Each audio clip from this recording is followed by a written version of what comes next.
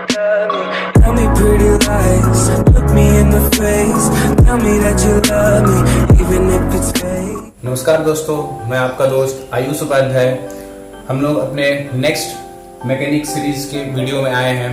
हमने पिछली video series में आपको बताया था वेक्टर क्या होता है ना।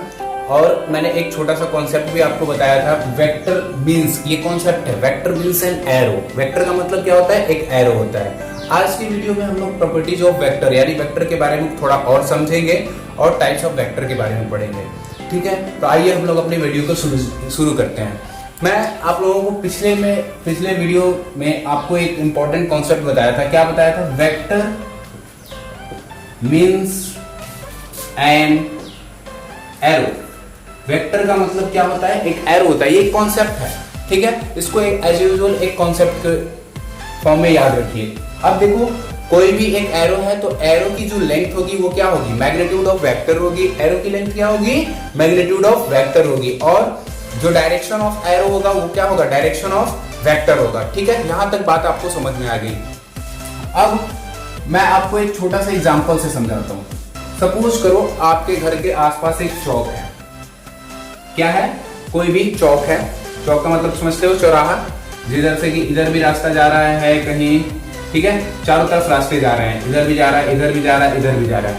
अब आप सपोज करो कि आप खड़े हो इस चौक पे और आपका घर यहां से आप किसी ऑफिस पे जा रहे हो, किसी ऑफिस में जा रहे हो या कहीं कोचिंग में जा रहे हो।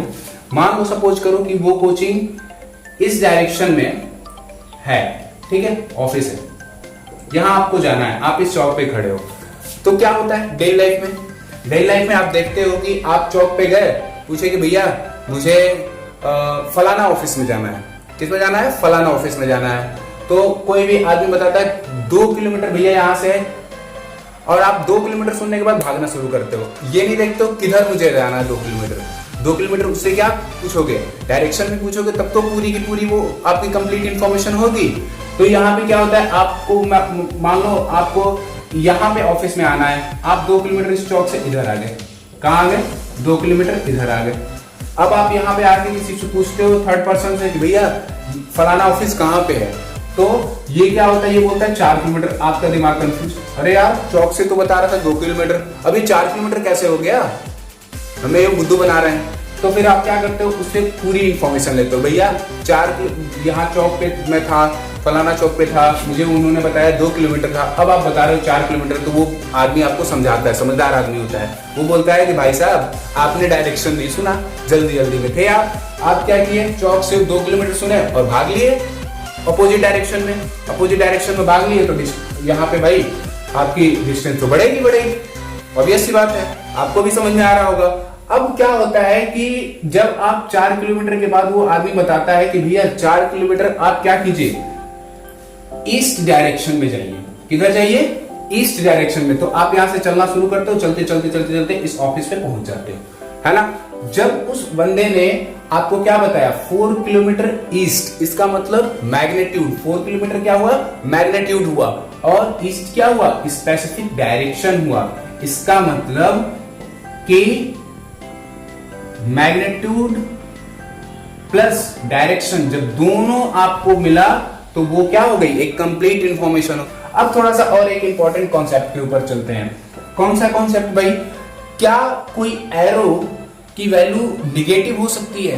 क्या कोई किसी भी एरो की वैल्यू निगेटिव हो सकती है? आप खुद सोच के देखो, नहीं हो सकती है, पॉसिबल ही नहीं है। तो इसका मतलब कॉन्सेप्ट क्या हुआ कि मैग्नीट्यूड ऑफ एरो कभी भी निगेटिव नहीं होता। मैग्नीट्यूड ऑफ एरो कभी भी निगेटिव नहीं होता। इसका मतलब मैग्नीट्यूड ऑफ वेक्टर कभी भी निगेटिव नहीं होता। ये प्रॉपर्टीज है बेटे, इसको याद रखोगे, ये क्वेश्चंस में आते हैं, ठीक है। स्कूल के एग्जाम में भी आते हैं कभी जो आप स्टेट बोर्ड के किसी भी इंजीनियरिंग का पेपर दे रहे हो उसमें जरूर आते हैं। तो इसको याद रखोगे, कभी भी हमेशा याद रखोगे मैग्नीट्यूड ऑफ वेक्टर। एमएसजी का मतलब magnitude of vector cannot be negative magnitude of vector कभी भी निगेटिव नहीं हो सकता। क्यों नहीं हो सकता? क्योंकि एरो की वैल्यू कभी निगेटिव नहीं हो सकती। कॉन्सेप्ट क्या था आपका? बस एक बात याद रखना है कॉन्सेप्ट में, वेक्टर मींस एन एरो, और किसी भी एरो की वैल्यू कभी भी निगेटिव नहीं हो सकती। तो एरो की वैल्यू निगेटिव नहीं हो सकती तो वेक्टर की भी वैल्यू निगेटिव नहीं हो सकती। इसका मतलब मैग्नीट्यूड ऑफ वेक्टर कभी भी निगेटिव नहीं हो सकता। अब एक और बात आनी चाहिए कि सर मिनिमम लेंथ कितनी होनी चाहिए? जेईई मेंस में 2012 में एक बार क्वेश्चन ये पूछा गया है, ठीक है, कि minimum value of vector can be, options थे आपके पास, क्या होगा? 0 ऑप्शन था, -1 था, -10 था, एंड लास्ट वन ऑप्शन था 10। तो मिनिमम वैल्यू क्या हो सकती है एक एरो की? किसी भी एक एरो की सपोज कर लो मिनिमम वैल्यू क्या हो सकती है, सपोज करो यहाँ पे, और इसकी डायरेक्शन कुछ यू दे देते हैं, यू, तो इसकी मिनिमम लेंथ क्या हो सकती है? 0। मिनिमम लेंथ कितनी हो सकती है? 0 हो सकती है। कितनी हो सकती है? 0 हो सकती है। तो याद रखिएगा, minimum value of A vector can be 0। Minimum value किसी भी वेक्टर की क्या हो सकती है? 0 हो सकती है। क्यों हो सकती है 0 बच्चों? क्योंकि हमको पता है कि किसी भी एरो की वैल्यू क्या हो सकती है? नेगेटिव नहीं हो सकती। तो मिनिमम कितनी हो सकती है? 0 हो सकती है। मिनिमम कितनी हो सकती है? 0 हो सकती है। तो याद रखेंगे, minimum value of A vector can be 0, but ये नेगेटिव नहीं हो सकती है, बट नॉट नेगेटिव, हमेशा याद रखोगे। अब बात आती है कि मिनिमम मैग्नीट्यूड या minimum value of vector can be 0। यहां तक तो बात समझ में हमको आ गई सर, पूरी, कोई डाउट नहीं है।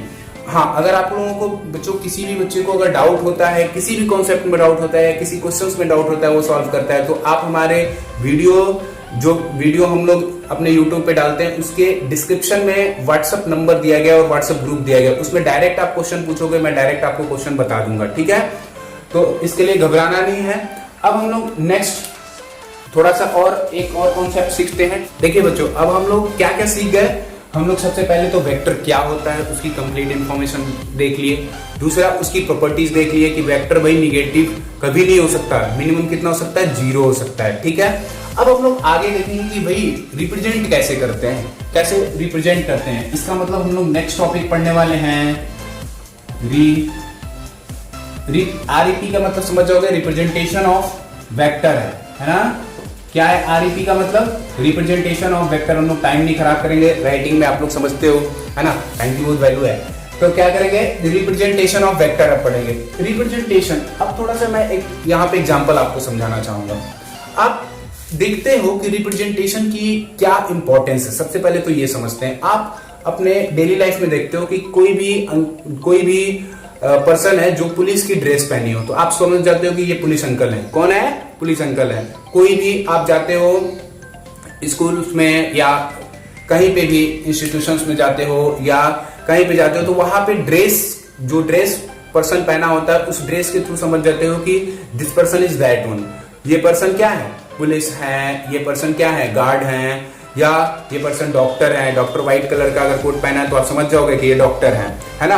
तो क्या है, रिप्रेजेंटेशन करने की कुछ तरीके होते हैं। लाइक दैट एनिशिएंट टाइम में देखो, एनिशिएंट टाइम में जिसके सर पे क्या हो, मुकुट लगी हो, आप समझ जाते थे राजा है भाई। कौन है? राजा है। वैसे यहाँ पे किसी भी वेक्टर को रिप्रेजेंट करने के क्या तरीके हो सकते हैं, ध्यान दीजिएगा। कोई भी अगर एक एरो है, सबसे पहले तो कोई भी एरो है तो इसकी कंप्लीट इंफॉर्मेशन के बारे में मैं आपको बता दूं कि इस एरो, जहां से वो एरो स्टार्ट हो रहा है, जिस पॉइंट से वो एरो स्टार्ट हो रहा है, मतलब इस पॉइंट से एरो स्टार्ट होकर के इस पॉइंट पे खत्म हो रहा है, जहां पे ये एरो लगा हुआ है, ठीक है? जहां पे ये मैं सिंबल लगा रहा हूं, ध्यान देना बच्चों, ये टिक कर दिया, जहां पे कंप्लीट हो रहा है। जिस पॉइंट से वो स्टार्ट हो रहा है उसे बोलते हैं टेल ऑफ वेक्टर। क्या बोलते हैं बच्चों? Tail of vector. जहां से कि एरो स्टार्ट होता है उसे क्या बोलते हैं? टेल ऑफ वेक्टर बोलते हैं। और जिस पॉइंट पे ये एरो का हेड होता है, मतलब जिस पॉइंट पे ये एरो खत्म होता है, उसे बोलते हैं हेड ऑफ वेक्टर। क्या बोलते हैं? Head of vector. और टेल पॉइंट से लेकर के हेड पॉइंट तक को क्या बोलते हैं? टेल पॉइंट से लेकर के हेड पॉइंट तक को क्या बोलते हैं? मैग्नीट्यूड ऑफ, MAG का मतलब मैग्नीट्यूड ऑफ वेक्टर बोलते हैं बच्चों। क्या बोलते हैं? Magnitude of vector. इसका मतलब टेल टू हेड तक को क्या बोलते हैं? मैग्नीट्यूड बोलते हैं। क्या बोलते हैं? मैग्नीट्यूड बोलते हैं। अब बात आती है कि सर रिप्रेजेंट कैसे करते हैं? तो किसी भी अल्फाबेट के ऊपर अगर एक लेफ्ट टू राइट इस तरह से एरो लगा दिया गया होता है तो इसे समझ जाओगे क्या है?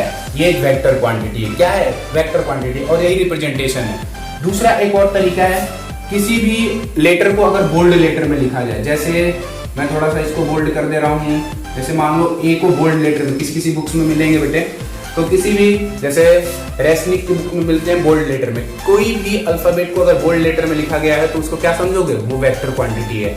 या दूसरी एक और बात क्या होती है कि किसी भी अल्फाबेट लेटर के ऊपर क्या लगा हो, लेफ्ट टू राइट एक एरो लगी हो, तो उसका मतलब वो क्या है? वेक्टर क्वांटिटी है। आप ऐसे एग्जाम्पल याद रखोगे कि भाई कोई भी पर्सन था, उसके सर के ऊपर क्या रहता था? अगर मुकुट रहता था तो वो राजा है। वैसे ही किसी भी अल्फाबेट के ऊपर एरो लगा है तो वो क्या है? वेक्टर है। और कोई भी मोटा तगड़ा आदमी है तो क्या है? पहलवान है। वैसे ही अगर कोई भी लेटर क्या है? बोल्ड है, इसका मतलब वो क्या है? वो क्या है? वेक्टर है। या कहीं कहीं पे आपको मिलेगा कोई भी कर्सिव लेटर, यूं कर्सिव लेटर मतलब थोड़ा सा टेढ़ा। कर्सिव राइटिंग में अगर कोई भी लेटर लिखा गया हो तो उसे भी समझ जाएंगे कि वो क्या है? वेक्टर क्वांटिटी है। अब नेक्स्ट वीडियो में मैं आपको टाइप्स ऑफ वेक्टर बताऊंगा, टाइप्स ऑफ वेक्टर की कुछ प्रॉपर्टीज बताऊंगा। Thank you for that video.